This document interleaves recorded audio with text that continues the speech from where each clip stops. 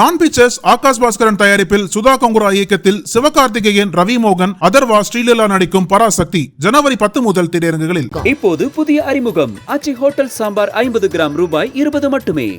லட்சக்கணக்கான குடும்பங்கள், கோடிக்கணக்கான கனவுகள். தமிழ்நாடு அரசு ஒவ்வொரு குடும்பத்திடமும் கேட்கின்றது, உங்க கனவை சொல்லுங்க. சேலம் மாவட்டம் ஓமலூர் அருகே பூசாரிப்பட்டியை சேர்ந்த 25 வயதான அளமேலு என்ற இளம்பெண் தன்னை வழக்கறிஞர் என அடையாளம் காட்டி தனது கூட்டாளிகளுடன் சேர்ந்து முக்கிய புள்ளிகளை ஆபாச வீடியோ எடுத்து மிரட்டி பணம் பறித்த விவகாரம் தற்போது வெளிச்சத்திற்கு வந்துள்ளது.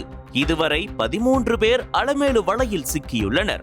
அளமேலு தனது தேன் தடவிய பேச்சு மற்றும் வசீகரத்தை பயன்படுத்தி செல்வாக்குமிக்க அரசு அதிகாரிகள், தொழிலதிபர்களின் தொலைபேசி எண்களை சேகரித்துள்ளார்.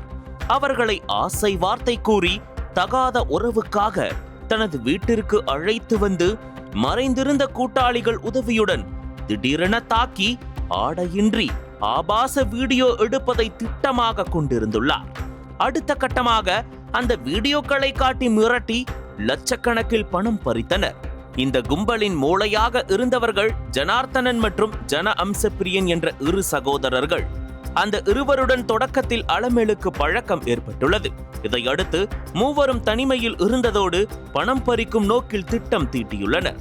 முதற்கட்டமாக ஓமலூர் மற்றும் அதன் சுற்றுவட்டார பகுதிகளில் உள்ள முக்கிய நபர்களின் செல்போன் எண்களை திரட்டியுள்ளனர். அளமேலுவின் பேச்சில் மயங்காத ஆட்களே இல்லை எனும் அளவில் பலரும் சிக்கி சீரழிந்துள்ளனர்.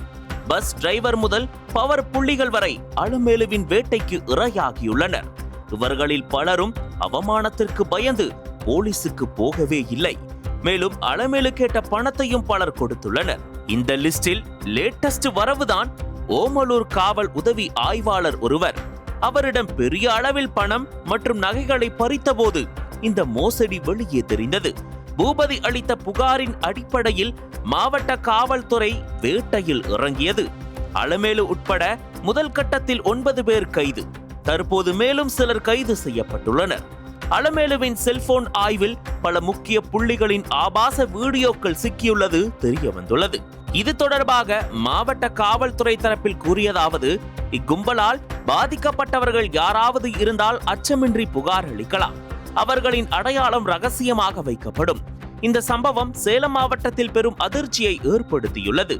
செல்வாக்கு மிகுந்த நபர்களை குறிவைத்து நடத்தப்பட்ட இந்த திட்டமிட்ட மிரட்டி பணம் பறிக்கும் வேட்டை பலரை மௌனமாக இருக்க வைத்திருந்த நிலையில் ஒரு காவலரின் புகாரே இதை வெளிக்கொணர்ந்துள்ளது. பாதிக்கப்பட்டவர்கள் முன் வர வேண்டும் என்று காவல்துறை மீண்டும் வேண்டுகோள் விடுத்துள்ளது.